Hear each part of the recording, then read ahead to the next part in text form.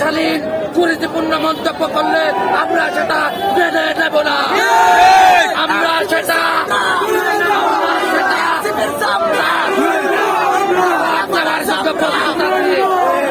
সালাউদ্দিন আহমদ গণতন্ত্রের জন্য রক্ত দিয়েছেন, সেই নেতাকে নিয়ে অশালীন মন্তব্য আমরা মেনে নেব না।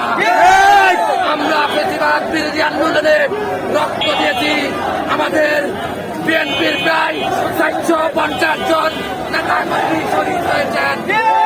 সেই রক্তের বিনিময়ে এই নতুন বাংলাদেশ, সেখানে আমাদের প্রিয় নেতা যিনি গণতন্ত্রের জন্য রক্ত দিয়েছেন, সেই নেতাকে নিয়ে অশালীন মন্তব্য করবে, সেটা আমরা মেনে নেব না। যদি এই তারবি নাসির তার মন্তব্যের জন্য ক্ষমা না চাই, জাতির কাছে যদি ক্ষমা না চাই, তাহলে আমরা আমরা হুঁশিয়ার করে দিতে চাই, যদি উনি দ্রুত তার বক্তব্যের জন্য জাতির কাছে ক্ষমা না চায়, তার বাংলা জবাব আমরা সালাউদ্দিন প্রেমীরা রাজপথে দিব ইনশাআল্লাহ।